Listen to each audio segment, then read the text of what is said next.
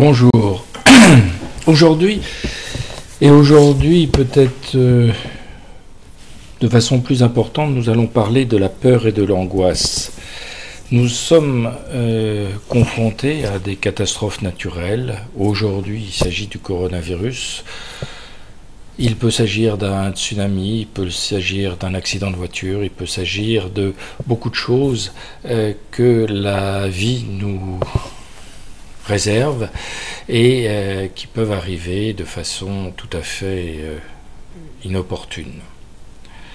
Il est important de comprendre, d'après la méthode de Paul Diel, de cette psychologie mathématique, de bien comprendre le fonctionnement de notre cerveau et le fonctionnement de l'esprit humain. Comment se fait-il que des catastrophes extérieures nous perturbent à ce point-là ? J'en profite aujourd'hui puisque plusieurs d'entre vous m'ont posé la question concernant ce problème de l'épidémie face auquel nous devons face.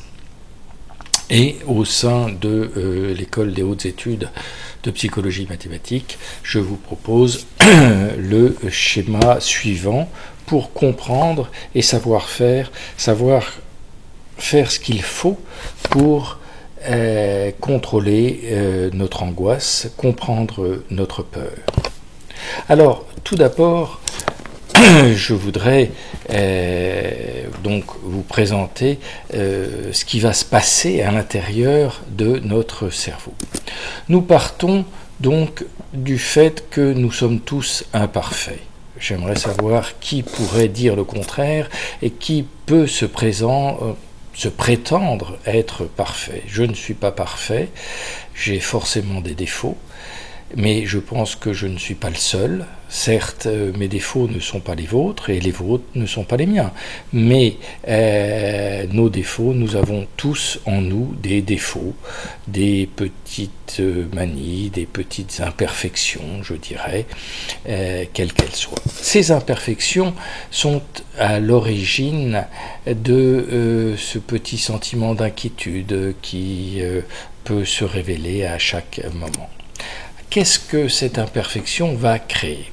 Cette imperfection va créer le sentiment d'insuffisance ou de faute de ne pas avoir fait exactement ce qu'il fallait dans notre vie de tous les jours, une sorte de tiens, j'aurais pu être plus gentil aujourd'hui avec mon épouse, avec mes enfants, avec mes collègues de travail. On peut avoir ce sentiment d'insuffisance, j'aurais dû travailler un petit peu plus, ou j'aurais dû ranger un peu mieux ma maison, ou j'aurais dû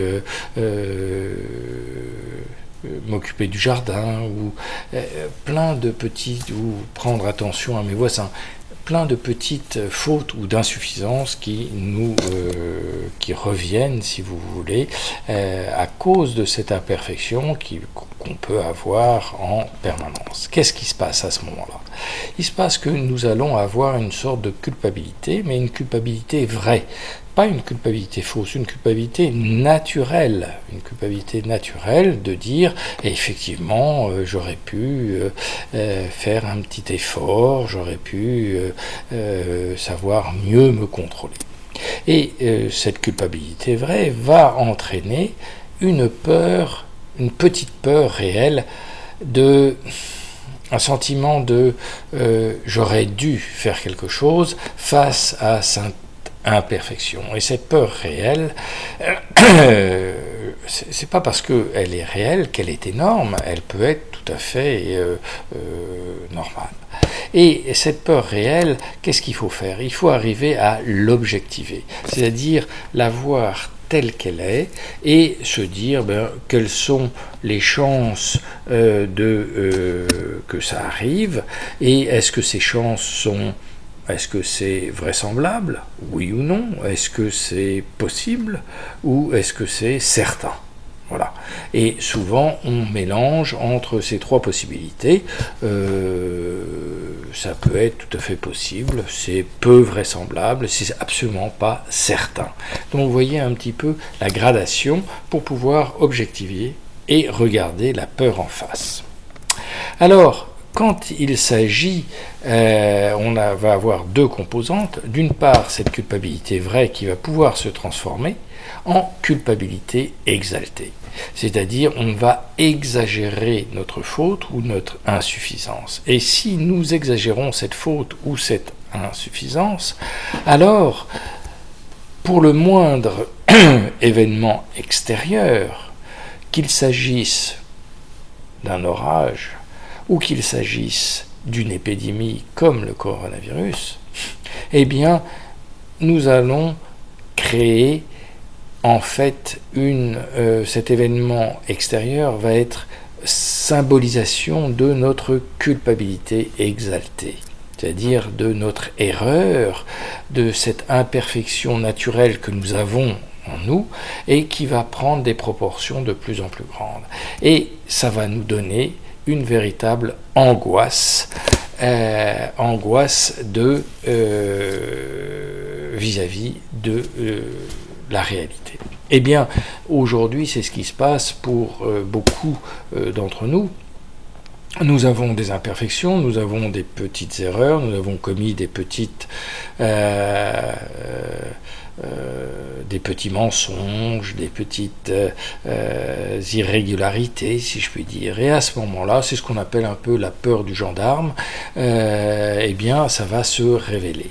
Alors, si nous ne faisons pas attention à ça, lors d'un événement extérieur comme le coronavirus, comme une épidémie grave, qu'est-ce qui va se passer? Il va se passer le fait que cette épidémie va symboliser, va matérialiser quelque sorte une culpabilité exaltée, c'est-à-dire de cette petite erreur qui donne une culpabilité vraie, nous allons l'exagérer et en l'exagérant, nous allons en faire tout un drame. Donc, au lieu d'aller vers la peur réelle et une objectivation, on va descendre vers la culpabilité exaltée, la symbolisation et une véritable angoisse ou une inquiétude irraisonnée, irraisonnable. Donc, nous ne pourrons plus objectiver. Ce qu'il faut se dire, c'est justement arriver à contrebalancer cette culpabilité exaltée, reconnaître notre culpabilité vraie en tant que telle. À ce moment-là, nous allons avoir une peur réelle. Effectivement, cette épidémie est dangereuse et mieux vaut ne pas attraper et donc respecter les règles de sécurité, etc. Mais ça ne suffira pas.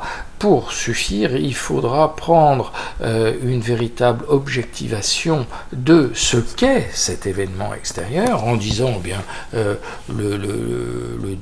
la chance de mourir de cette épidémie est de 3%, c'est à peu près ce qu'on sait à l'heure actuelle.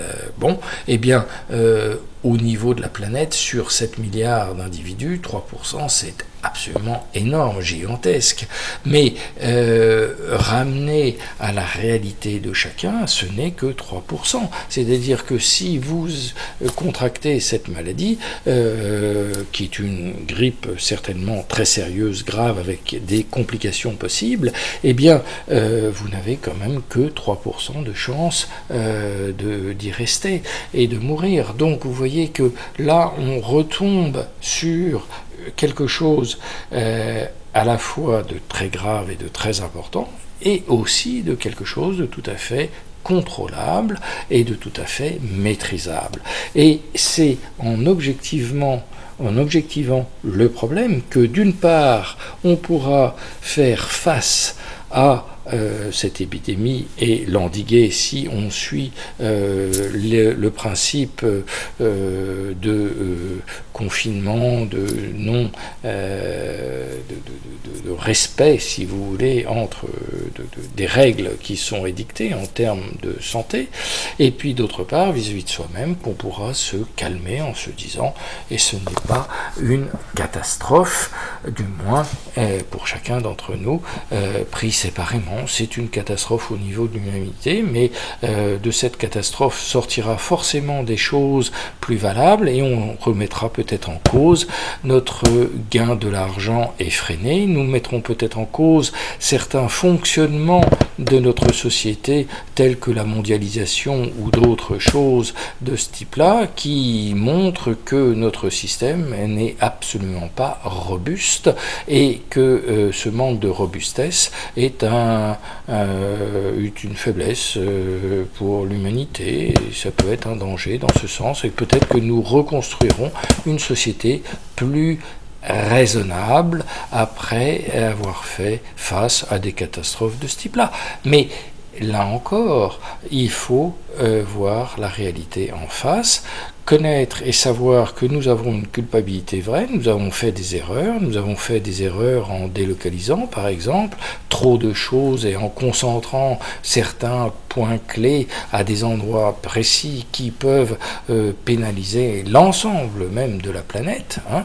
Mais bon, si on voit l'erreur, on peut la corriger. Si on ne veut pas voir l'erreur parce qu'on l'exalte et on en fait une culpabilité exaltée, eh bien alors dans ce cas-là, on n'en tirera pas de conséquences et le problème recommencera jusqu'à temps que nous en aurons suffisamment souffert pour que nous prenions les mesures nécessaires afin que ça n'arrive pas de nouveau. Voilà, c'est ça que je voulais vous montrer, et vous montrer que entre une peur réelle qu'on peut objectiver et donc retrouver une certaine tranquillité et harmonie, on peut tomber dans l'angoisse et dans les affres de l'inquiétude de façon illogique finalement, hein. Voilà pour cette compréhension. J'espère que ça peut vous aider, et en tous les cas, la meilleure des choses pour calmer une angoisse, eh bien, c'est de comprendre d'où elle vient et de comprendre sa symbolisation, de comprendre sa matérialisation dans ce sens. Voilà, je vous souhaite une bonne soirée. Merci de votre attention.